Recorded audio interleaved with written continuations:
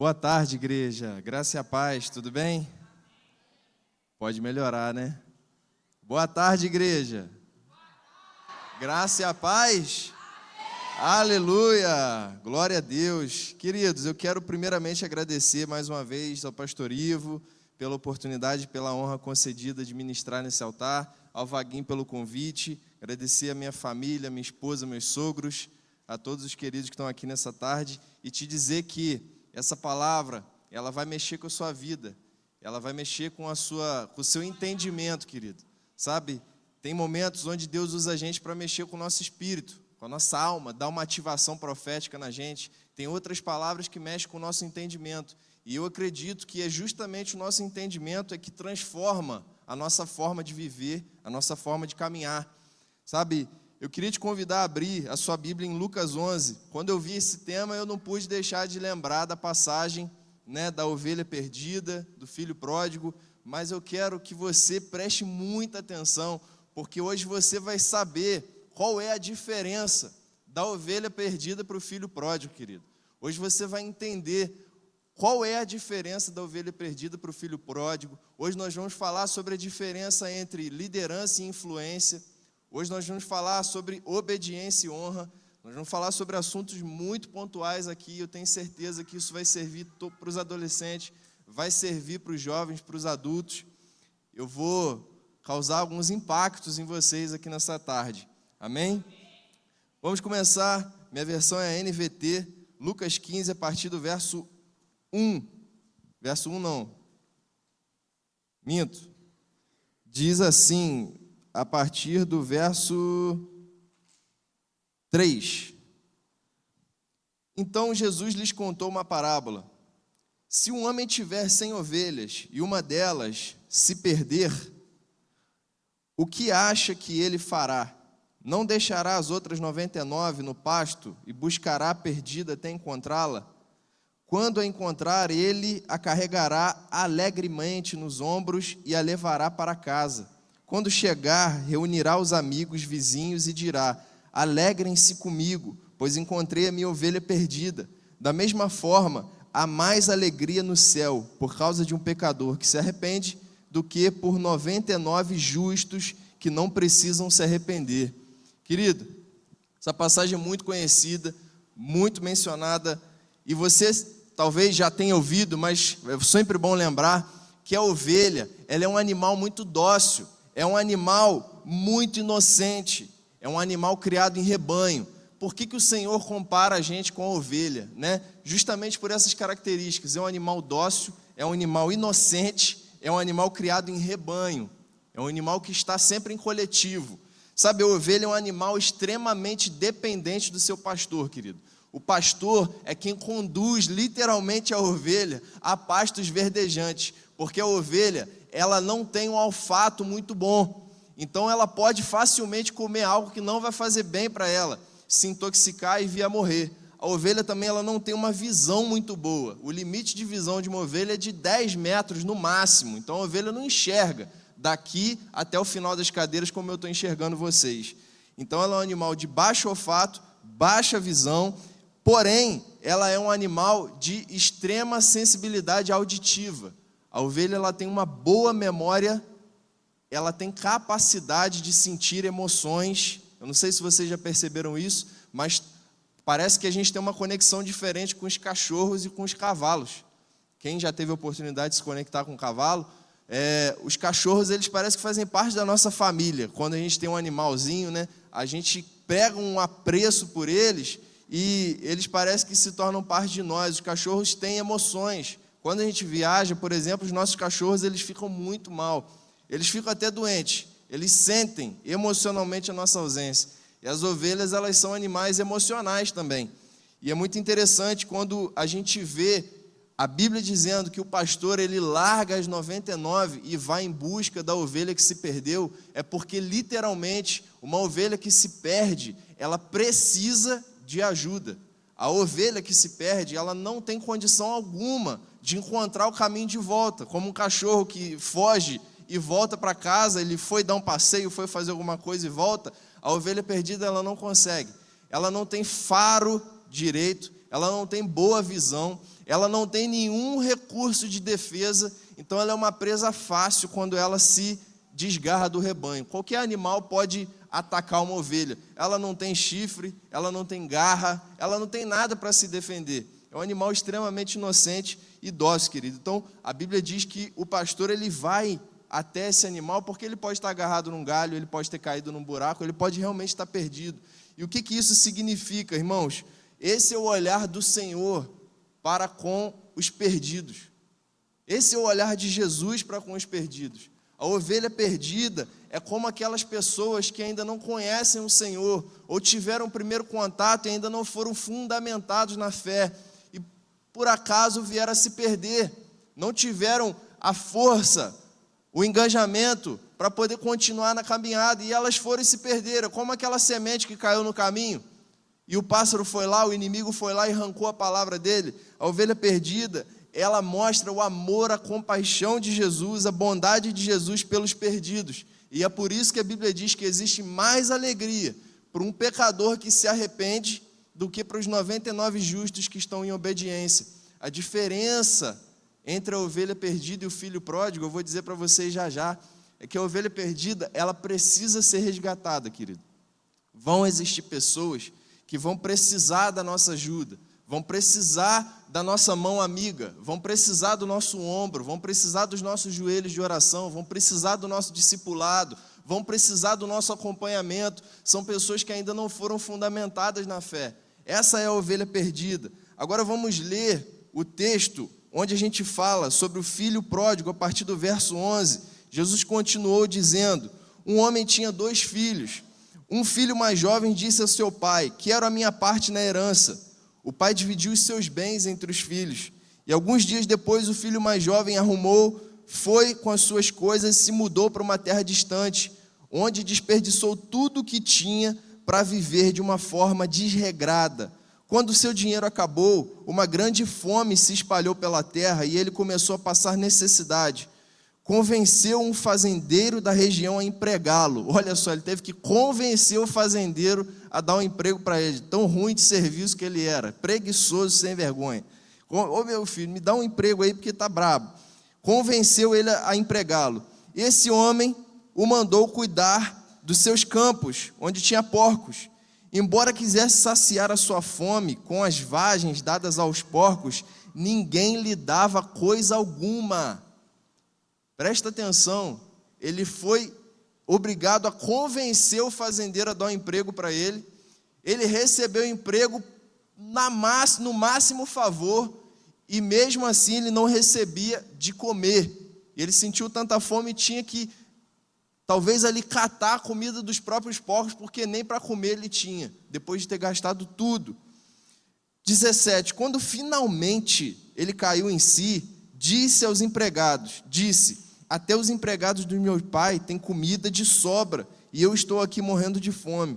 Eu vou retornar para a casa do meu pai e dizer: pai, pequei contra o céu e contra o Senhor, não sou mais digno de ser chamado seu filho, por favor me trate como um dos seus empregados. Então voltou para a casa do seu pai. Quando ele ainda estava longe, seu pai o viu, cheio de compaixão, correu para o filho, abraçou-o, beijou-o e disse: filho, ele disse para o pai, pai, pequei contra o céu e contra o Senhor, já não sou digno de ser chamado seu filho. Verso 22, o pai, no entanto, disse aos servos: depressa, tragam a melhor roupa da casa, vistam-no, coloque um anel no seu dedo, as sandálias nos seus pés, matem um novilho gordo, faremos um banquete e celebraremos. Pois o meu filho estava morto, voltou à vida, estava perdido e foi achado. Começaram a festejar. O verso 25 diz: enquanto o filho mais velho trabalhava no campo, na volta para sua casa ouviu música e dança. Perguntou aos servos o que estava acontecendo. O servo respondeu: seu irmão voltou, e seu pai matou o novilho gordo, pois ele voltou são e salvo. E aí lá no verso 28 você vai ver, o irmão mais velho se irou, não quis entrar. Seu pai saiu e insistiu com seu filho, e ele respondeu: todos esses anos tenho trabalhado como um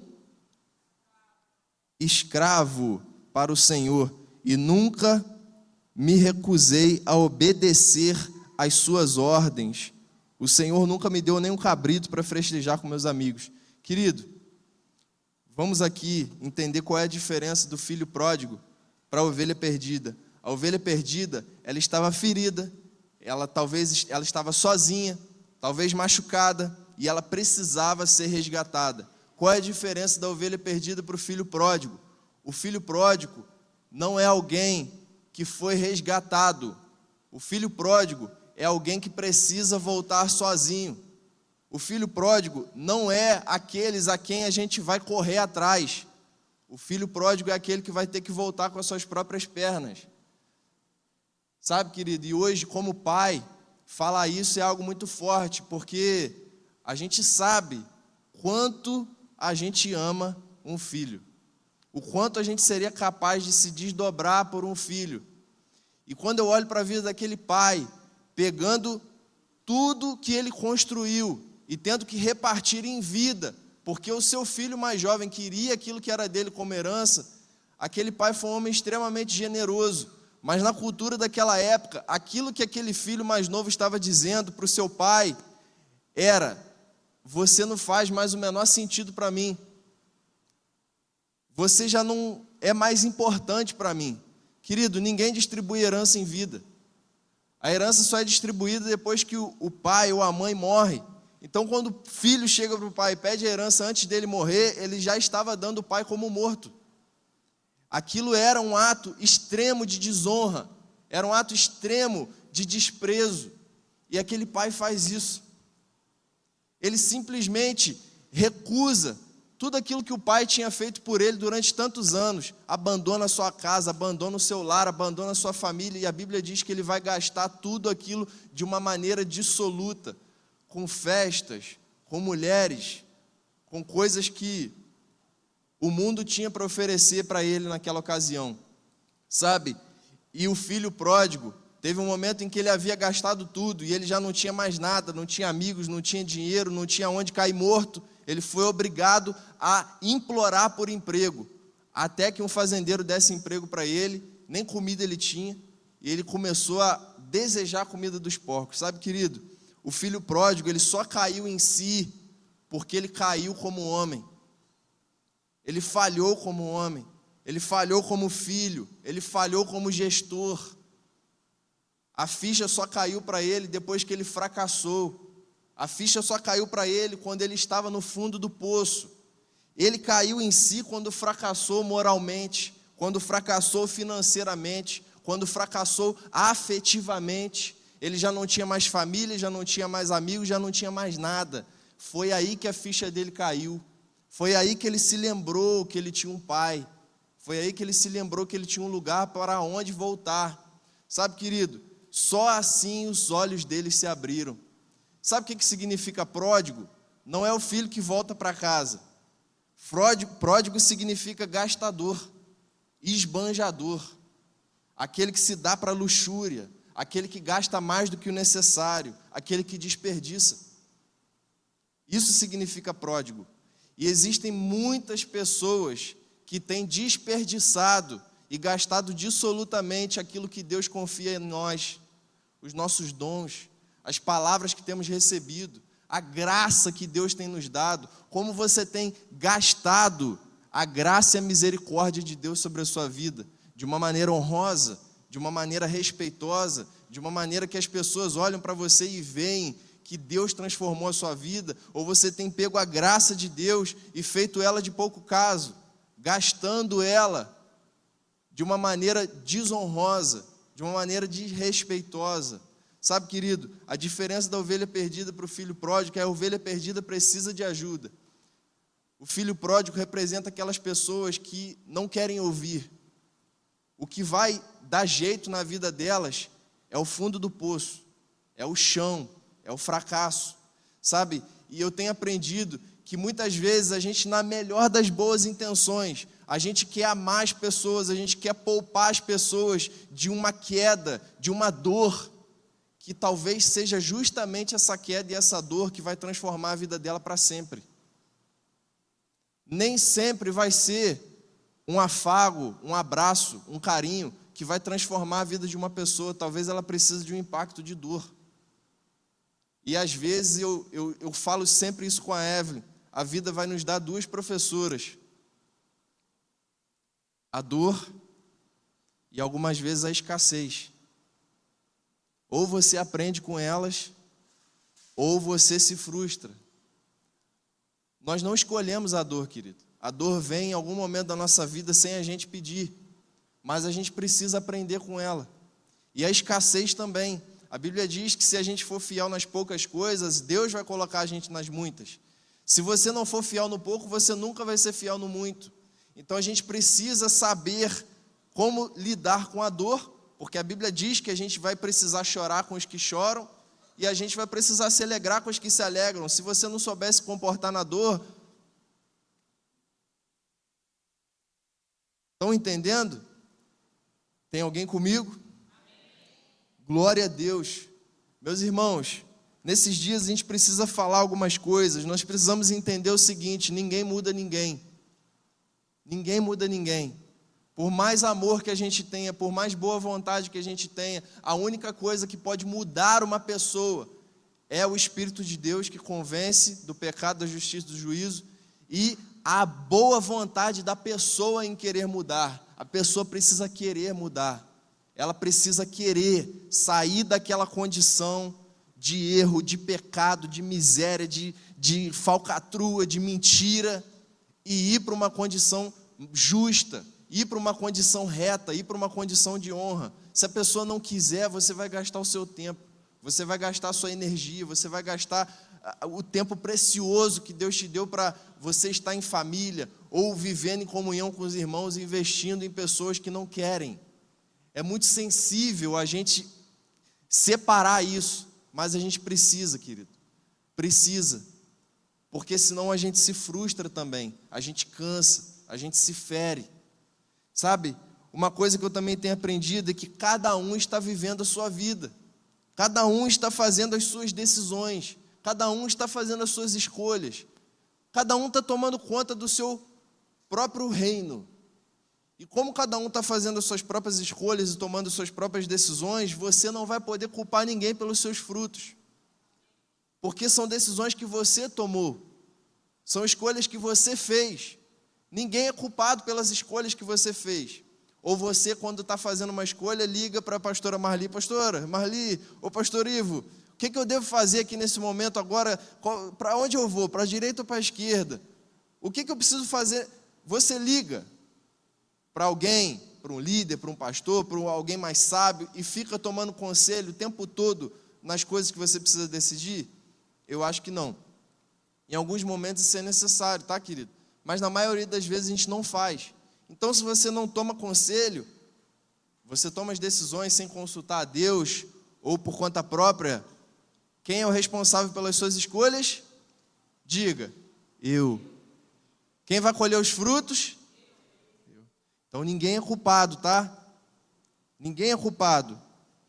Isso se chama autorresponsabilidade. Isso é ser maduro, né, Ruios? Isso é ser filho maduro.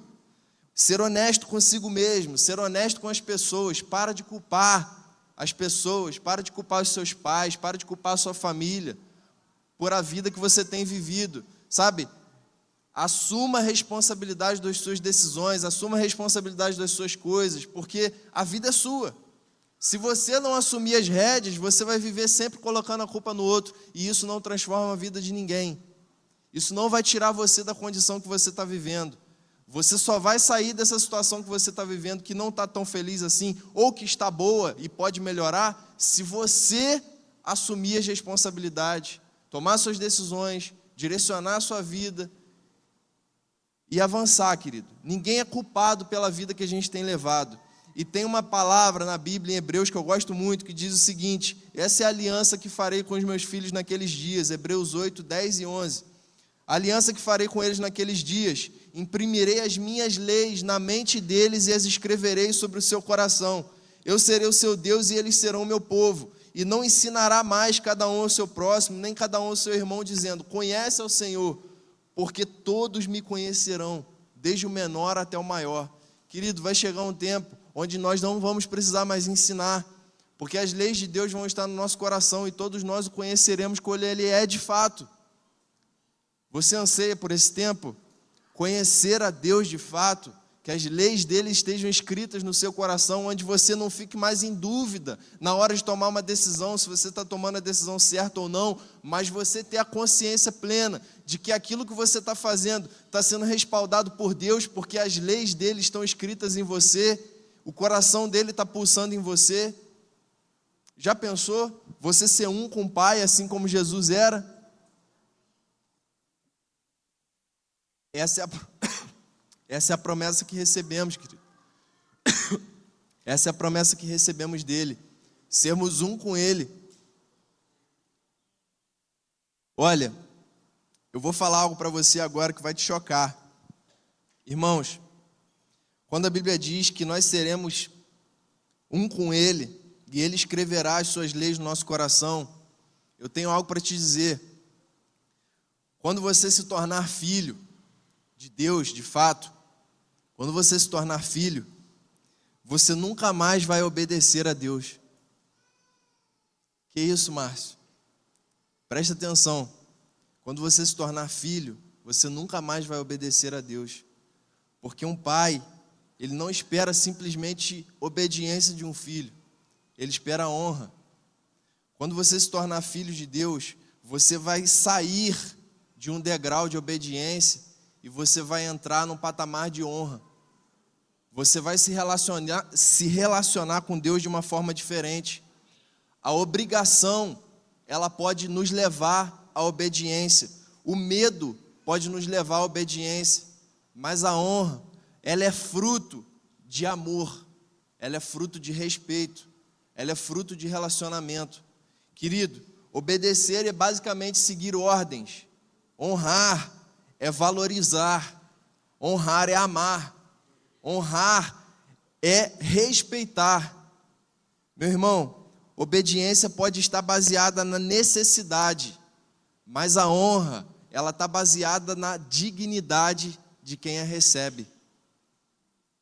Isso é muito forte. Sabe por quê? Porque todo aquele que honra obedece, mas nem todo aquele que obedece honra. Muitas vezes você dá uma direção para alguém, essa pessoa até obedece, mas obedece reclamando, obedece murmurando, obedece falando mal. Mas quando você tem um relacionamento de honra com alguém, talvez você não precisa nem pedir. Ela já sabe aquilo que precisa ser feito. E ela faz, porque ela honra. Ela entende a dignidade com quem ela está se relacionando. Ela entende a posição que ela está. E ela sabe que aquela pessoa é digna. Irmãos, a raiz hebraica dessa palavra, honra, ela é usada em alguns textos que eu quero mencionar para vocês. Êxodo 20:12 diz o seguinte: honra seu pai e a sua mãe, para que você tenha uma longa vida na terra, diz o Senhor. Então a Bíblia não está dizendo obedeça aos seus pais. A Bíblia está dizendo honra o seu pai e a sua mãe. Outro texto, Provérbios 3, 9 e 10. Provérbios 3, versículo 9 e 10 diz o seguinte: honre ao Senhor com os seus bens e com as primícias de toda a sua renda. Os seus celeiros ficarão completamente cheios e os seus lagares transbordarão de vinho. Deus quer o seu dinheiro, querido? Deus precisa do nosso dinheiro? Só uma pessoa entende isso. Deus precisa. Quando o Provérbios fala que a gente é convidado a honrar o Senhor com os nossos bens, querido, Deus não precisa dos nossos recursos, mas Ele convida a gente a participar dessa bênção, que é entregar a Ele um pouco daquilo que Ele tem nos dado. Uma coisa é você fazer por obediência, outra coisa é você fazer por honra. São coisas bem diferentes. Outro texto que eu tenho para compartilhar com vocês é Malaquias 1, no verso 6 a 8. A gente acha que Malaquias só fala de oferta, né? E fala mesmo. Só que a oferta naquele tempo, ela não era como é nos dias de hoje, querido. Deus não precisa do nosso dinheiro para se relacionar com a gente. Mas naquela época, os sacerdotes eles ofereciam sacrifícios para ter as suas orações aceitas. Deus ofereceu um sacrifício, ele se chama Jesus. É por isso que ele recebe as nossas orações, não é porque você é bom. Deus recebe as nossas orações porque Jesus rasgou o véu, não é porque você ora bonito, não é porque você merece. Naquela época, o véu, ele estava intacto, o acesso era limitado. Eles precisavam de animais sendo mortos para poder chegar diante de Deus. E olha o que Deus confronta naquele momento, querido. Malaquias 1, versos 6 e 8. O filho honra o seu pai, o servo respeita o seu senhor. Se eu sou pai, onde está a minha honra?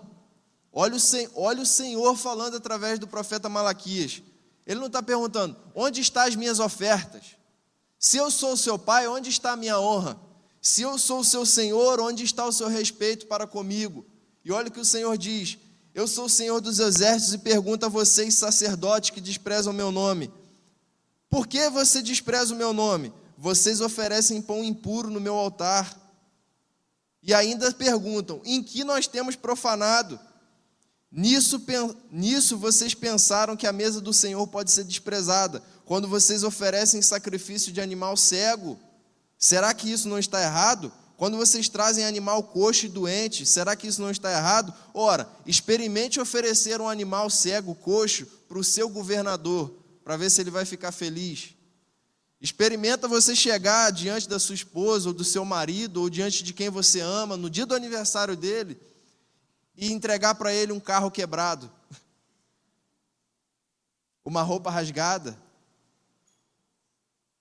Vai ficar legal? Vai ficar feliz? As pessoas, elas estavam se relacionando com Deus naquela época desse jeito. Olha aqui, Deus, a oferta que eu vim te trazer. O bezerrinho está cego, mas olha, é para o Senhor, está tudo certo. O Senhor vai receber. Olha, esse aqui nasceu doente, ele nasceu manco, mas eu acho que o Senhor vai receber, está tudo bem. Querido, Deus não está preocupado com a oferta, Ele está preocupado com a honra de quem oferta. É por isso que Ele olhou para o pouco da viúva, e não para o muito do que as pessoas estavam trazendo, porque Ele olha o coração. Então, quando eu digo que você, quando se tornar filho, você vai sair do degrau da obediência para entrar no patamar da honra, nós estamos falando de algo muito sério. A obediência, querido, não coloca a gente meramente num lugar de alguém que faz aquilo que é ordenado. Esse é o servo inútil que a Bíblia diz. Você não faz mais do que aquilo que te pede. Mas a honra, ela vai colocar a gente num lugar de relacionamento com Deus, onde ninguém mais vai precisar estar te pedindo as coisas, você vai entregar, você vai se relacionar, você não vai mais estar se perguntando, olha, essa música pode ouvir ou não? Essa pessoa, posso seguir ou não? É bebida, é pecado ou não? Ficar, pode ou não pode? Querido, esse tempo acabou. Isso é para quem está no patamar da obediência ainda. Você quer saber o que pode e o que não pode ser feito. Mas quando você entrar no degrau de honra, ninguém mais vai precisar falar para você o que você deve e não deve fazer, porque você entende quem é o seu pai. E quando você entende quem é o seu pai, você entende como você deve se comportar, como você deve andar, como você deve falar, como você deve tratar as pessoas.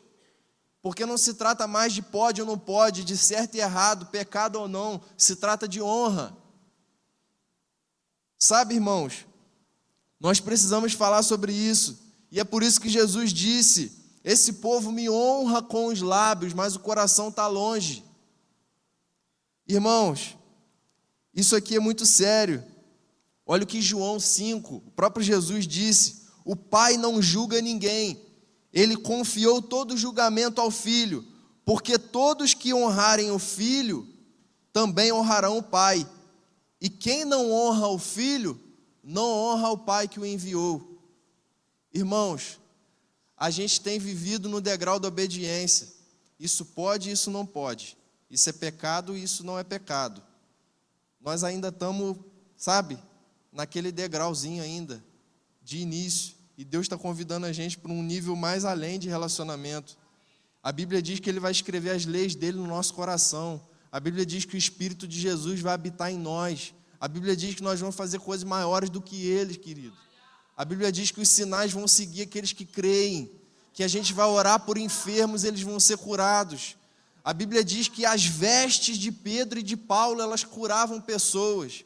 Irmãos, hoje eu sei que pessoas fazem isso aí afora para poder ganhar dinheiro de pessoas carentes. Mas e se hoje eu pegasse esse lenço e falasse: olha, quem crê, quem está com uma enfermidade aqui, vem aqui, e eu passasse esse lenço, você acreditaria que isso poderia te curar? Os homens de Deus viveram isso naquela época. Eles viveram esses sinais miraculosos. Nós temos vivido uma fé muito racional. A gente precisa voltar a buscar o poder de Deus. A gente precisa voltar a buscar os dons, buscar o poder de Deus, onde a gente vê o sobrenatural de Deus acontecendo. Querido, eu tenho saudade disso. Você jovem, adolescente, que está tendo a oportunidade de estar aqui, de ser ministrado, de ficar imerso, sabe, mergulhe nisso. Porque uma hora você vai estar trabalhando, uma hora você vai casar, uma hora você vai ter outras responsabilidades, você não vai poder tirar 3 dias para poder estar aqui. Então, enquanto você pode, aproveite, porque você vai ter experiências tremendas com Deus, Deus vai te dar visões, Deus vai te dar sonhos. Talvez você ore por um amigo e ele seja curado, talvez você seja arrebatado em espírito. Queridos, por que não falamos sobre isso? Talvez você tenha experiência com anjos. Você acredita que eles existem? Eles existem. E a Bíblia diz que o Senhor dará ordem aos seus anjos ao nosso respeito. Então, quando a gente vai sair para fazer um evangelismo, quando a gente vai fazer alguma coisa da parte de Deus, os anjos do Senhor, eles estão a nosso favor. Eles são nossos servos. A Bíblia diz. Queridos, tem tantas coisas que nós vamos viver, e a palavra diz que nós vamos viver, mas você precisa crer nisso, você precisa buscar isso, porque a Bíblia diz, se a Bíblia diz é verdade.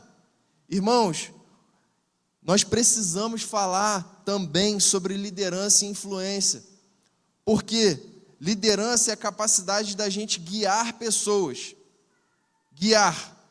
Olha, pega essa cadeira, coloca aqui, olha, pega esse aqui, põe para cá, limpa a bateria. Isso é liderar. O que é influência? Influência é a capacidade de você mobilizar, persuadir.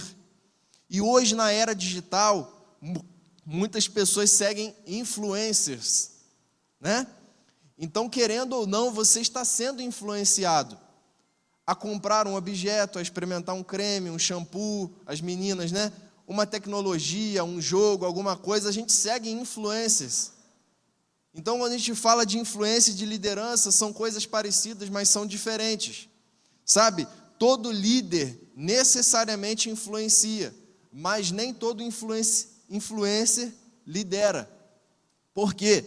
Porque todo aquele que lidera, ele necessariamente está influenciando, mas nem todo aquele que está influenciando está liderando. O líder, ele assume responsabilidade. O líder, ele te toma pela mão e ele te conduz até o lugar, te conduz até o propósito, ele te mostra aquilo que precisa ser feito. O influencer, ele é só uma voz. Ele é uma voz. O líder, ele já fez aquele caminho. Ele sabe a trilha. Ele conhece a jornada. E eu faço um link aqui com a coisa da obediência e da honra. Todo aquele que honra obedece, mas nem todo aquele que obedece honra. É a mesma linha de raciocínio para a liderança e para a influência. A liderança conduz, a liderança aponta a direção, a liderança motiva, orienta, inspira, assume responsabilidade. A influência, ela persuade, ela mobiliza. A influência é uma voz, ela é uma energia, ela engaja, sabe? Mas é a liderança que toma pela mão. Influenciadores, eles lideram ideias. Líderes lideram pessoas. Líderes pegam as ideias, organizam e mobilizam as pessoas. Para você ser um líder eficaz, você precisa de influência. Mas para você ganhar influência, primeiro você precisa liderar. Você nunca vai ser uma influência naquilo que você não lidera. Tem muitas pessoas querendo exercer influência naquilo que não lideram, naquilo que não tem bagagem, naquilo que não conhecem, naquilo que não dominam. Qualquer um hoje vai para a internet e quer ser uma voz, e quer ensinar, e quer vender curso, quer ser uma influência, mas nunca liderou ninguém, nunca assumiu responsabilidade. Sabe, o ponto aqui é que para que você seja um líder eficaz e um influencer eficaz, você precisa ter clareza na onde você pode influenciar. Não é porque eu sou um líder que eu vou ter influência em várias áreas, não. Eu vou ter influência nas áreas que eu domino. Eu vou ter influência nas áreas que eu lidero. E quem lidera precisa ter humildade para saber que essa área não dá para mim. Essa área aqui você vai seguir com outra pessoa. Eu posso te influenciar, eu posso te tomar pela mão nesses assuntos aqui. Nesses outros assuntos eu vou te orientar, você procurar o pastor Ivo, o Vaguinho, a Laís. Essa área não dá para mim, querido. A gente precisa ter humildade. Nós só podemos influenciar naquilo que a gente lidera, querido. Do contrário, a gente vai ser um hipócrita, um fariseu. Como a Bíblia diz, Jesus várias vezes censurando: vocês querem cobrar dos outros aquilo que vocês não fazem. Vocês querem ensinar aquilo que vocês não praticam. Sabe, irmãos, nós temos observado nesse tempo que a igreja ela cresce em número. Nós temos crescido em número. Mas e a nossa influência? Ela tem sido eficaz? Sabe, quando a gente olha para as grandes igrejas do Brasil, a gente vê elas crescendo em número, fazendo muitas coisas. O Brasil nunca teve tantos evangélicos. E a gente não vê a violência diminuindo, o nível de educação melhorando, os divórcios só aumentam, os homicídios só aumentam, a corrupção só aumenta, e a igreja continua crescendo. Como que a igreja continua crescendo e os índices de justiça da sociedade, eles continuam piorando? Essa é uma conta que a gente vai ter que fechar lá nos últimos dias. Se você não se posicionar, querido, naquilo que Deus te chamou, não adianta nada a gente encher essas cadeiras. Você precisa se posicionar naquilo que Deus te chamou para fazer. Você precisa assumir o seu chamado. Você precisa assumir responsabilidades. Cada vez mais a gente vê pessoas que não querem assumir compromissos, responsabilidades, nem no trabalho, que dirá na igreja. Aquele jovem, por que ele precisou implorar para ser contratado? Ele renunciou o pai. Ele não tinha compromisso, ele não tinha caráter, ele não tinha vontade de trabalhar, ele não sabia gerenciar dinheiro, ele gastou tudo com farra. Ele nunca tinha pegado no pesado. Ele gastou tudo, mas o coração daquele pai recebeu ele. Quando ele reconheceu que ele estava todo errado, lá no fundo do poço. É por isso que algumas pessoas precisam do chão. É lá no chão que elas vão reconhecer o tanto que elas estão erradas. Pessoas que a gente aconselha, que a gente ora, que a gente fala, mas elas não querem ouvir. É só o chão que vai convencer elas. É só o fracasso que vai convencer elas. Sabe, querido, como o pai falar isso dói. Mas é necessário. A Bíblia diz que se a gente, como pai, não repreende o nosso filho, a gente está errando. Então a gente precisa ter a dose certa na repreensão. Se você repreende demais, você está errado. Se você repreende menos, você está errado também. Então tem momentos que a gente precisa deixar algumas coisas acontecer para aprender na prática. Aonde que eu quero chegar com tudo isso, irmãos? As pessoas, elas continuam vindo para a igreja continua crescendo em números, mas a gente precisa se questionar aonde está o fogo, aonde está o sal. Nós somos o sal da terra, nós somos a luz do mundo. O sal da terra, ele veio para salgar. Se ele não servir para salgar, ele não serve para mais nada, só para ser pisado pelos homens. Nós precisamos carregar as evidências de um verdadeiro discípulo de Jesus. Essas evidências são pessoas que nasceram de novo, pessoas que foram transformadas pelas águas do batismo, pessoas que renunciaram ao pecado, pessoas que confessaram com a boca e creram com o coração. Nascemos de novo. Pessoas que amam uns aos outros como Jesus amou. Olha o que diz a Bíblia em João 13. Eu lhes dou um novo mandamento, que vocês amem uns aos outros assim como eu os amei. Nisto todos conhecerão que vocês são meus discípulos, se tiverem amor uns pelos outros. O amor, ele se manifesta na nossa conduta, nas nossas obras, com os famintos, com os necessitados, com os perdidos, com aqueles que estão em crise de gênero, com aqueles que estão em crise no casamento, com aqueles que foram feridos pelo sistema. nós precisamos ter compaixão. Os discípulos de Jesus, eles são caracterizados por permanecer na palavra. João 8,31, se vocês permanecerem na minha palavra, verdadeiramente serão meus discípulos. Você é alguém que se relaciona com a palavra de Deus? Ou você só ouve ela aos domingos? O Ministério de Louvor pode vir. Você é alguém que tem buscado a palavra? João 15, se permanecerem em mim, as minhas palavras permanecerem em vós, pedireis tudo o que quiseres e isso será feito, porque nisso meu Pai é glorificado, que vocês deem frutos. Você tem dado frutos? Quando você olha para a sua caminhada, você consegue perceber mudanças na sua vida pessoal, coisas que você falava, que você não fala mais, atitudes que você tinha, que você não tem mais, pessoas que você conseguiu trazer para o Senhor, frutos. Precisamos dar frutos. Renúncias. Lucas 14, quem não toma sua cruz e vem após mim não pode ser meu discípulo. O evangelho não é um playground, você vai precisar renunciar e renunciar muitas coisas para poder ganhar outras bem melhores. Glória a Deus, aleluia. E por fim, o evangelho é para quem quer imitar a Jesus.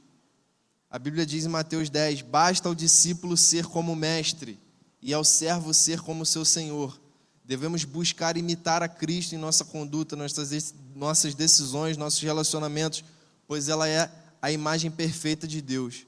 Irmãos, falamos aqui sobre a ovelha perdida, sobre o filho pródigo, sobre honra, sobre obediência, sobre influência, sobre liderança. Eu espero que essa palavra ela faça sentido para você, que você possa extrair o melhor daquilo que foi dito aqui e que você possa ter clareza